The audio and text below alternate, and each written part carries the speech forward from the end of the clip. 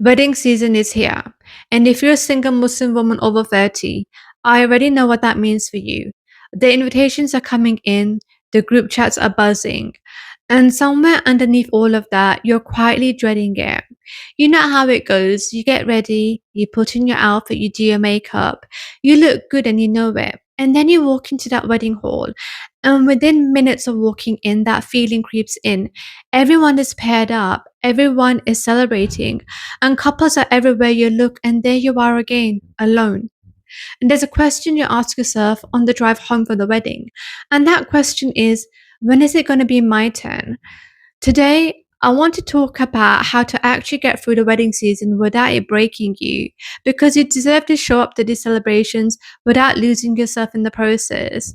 I'm going to share 3 tips that will completely shift how you experience the wedding season, from dreading every invitation to showing up as the most grounded version of yourself. Now, before we get into it, if you have a friend who dreads the wedding season as much as you do, send this video to her. She needs to hear it too. My name is Sobia, and I coach Muslim women aged 30 plus who are burnt out by their marriage search to heal, grow, and become the main character in their life. Now, I want to share something personal because I think it's going to resonate with you deeply. I remember how I used to feel during the wedding season in my own single years. I would be genuinely happy for the couple, and I really would, but I would dread going to the wedding. That feeling would start before I even left the house. I'd get ready, I'd look in the mirror and tell myself, I'm okay, I look good, I've got this. And then I'd walk into that wedding hall, and within minutes of walking into that wedding hall, that feeling would creep in. I would look around and see all the couples. I'd watch the bride. I'd sit at a table full of women talking about their husbands and their children, and I'd smile and laugh and be present on the outside, but inside, I was somewhere else completely. Inside, I was quietly asking Allah, when is it going to be my turn? And that drive home was always the hardest. I'd be replaying the evening, and I'd be feeling that familiar loneliness settle in.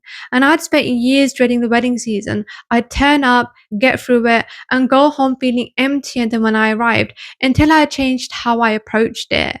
And that is exactly what I want to share with you today. So here are 3 tips to help you not just survive the wedding season, but to actually show up to it differently. Tip number 1. Change the story you tell yourself before you walk in. Now, most of the pain of the wedding season, it starts before you even arrive. It starts in your head on your way there. You've already decided how it's going to feel. You've already told yourself it's going to be hard, and so it is. The story you tell yourself before you walk in through that door, it sets the entire tone of your experience. So I want you to catch that story, and I want you to change it. Before the next wedding, instead of dreading it, get intentional about how you want to show up. Ask yourself, who do I want to be at this wedding? Not who do I wish I was, but who do I choose to be? You're not going in as a single woman who is waiting for her turn. You're going as a woman who is whole, grounded, and genuinely happy to celebrate someone she loves. And remember, every celebration you attend that you show up with a generous heart is an act of worship. Your presence there matters. Your joy for the bride matters. Choose to make it mean something. And before the next wedding, I want you to write down 3 things that you're genuinely looking forward to about going. Not what you're dreading, but what are you looking forward to? Set the intention before you walk in and watch how differently you experience it.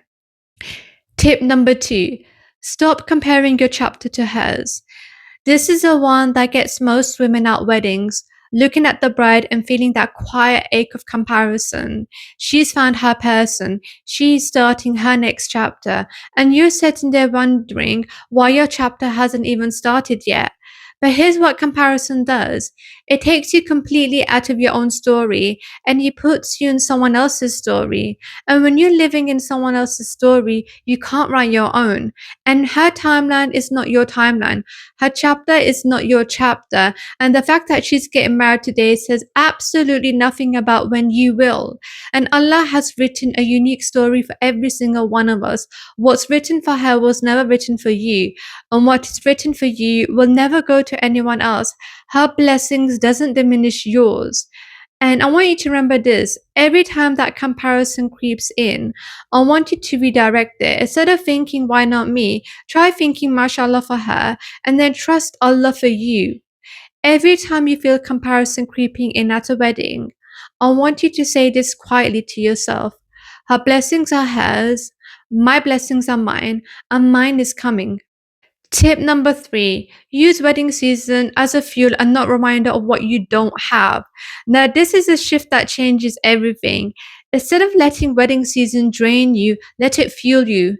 Every wedding you attend is a reminder of what you're working towards. Use that. Let it clarify what you want. Let it motivate you to keep doing the inner work. The women who come out stronger from wedding season are the ones who use it as a mirror. Ask yourself, what do I want my wedding to feel like? What kind of partnership am I working towards? And what kind of woman do I need to become to attract that? So instead of going home and sitting in loneliness, use that energy. Journal, reflect, do something that invests in yourself and the life you're building. And remember, your single season isn't wasted time, it's preparation time. Every wedding you attend is part of your story, even if it doesn't feel like it yet. And I want you to do this one thing. After the next wedding, instead of going home and replaying what you don't have, write down one thing the wedding reminded you of that you want to have in your own marriage. Let it be a fuel and not a wound. Let's do a quick recap of the 3 tips I just shared with you today. Tip number 1, change the story you tell yourself before you walk in. You get to decide who you are at the wedding. Choose intentionally. Tip number 2, stop comparing your chapter to hers. Her timeline is not your timeline. Her blessings does not diminish your blessings. What's written for you is written for you. And tip number 3, use a wedding season as a fuel and not a reminder of what you don't have. Let every wedding clarify what you want and motivate you to keep doing the work. Wedding season doesn't have to break you. It doesn't have to be something you dread or just get through. You're allowed to show up to these celebrations as a whole, grounded, and happy woman because that's exactly who you are. And remember, you're not behind, you're not forgotten, and your turn is coming, inshallah. And if this video has helped you, I want you to do one thing. Share this with a friend who's going through wedding season right now. You know who she is. The one who texts you after every wedding feeling low. The one who's quietly dreading the next wedding invitation. Send it to her right now. It might just change how she shows up this wedding season. And I would love for you to tell me in the comments which tip resonated with you the most. And if you have a wedding coming up, drop it in the comments. I'm rooting for you. And if this video has helped you, subscribe because there'll be more coming for you, inshallah.